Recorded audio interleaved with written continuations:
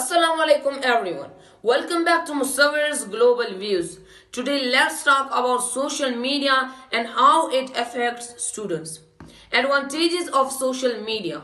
Social media helps students stay connected and learn new things. They can join study groups, watch educational videos, and access the latest information quickly.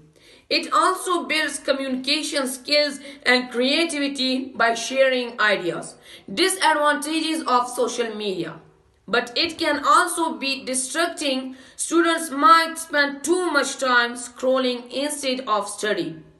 Overuse can affect mental health, causing stress and anxiety. Plus, these are the risk of cyberbullying and fake news.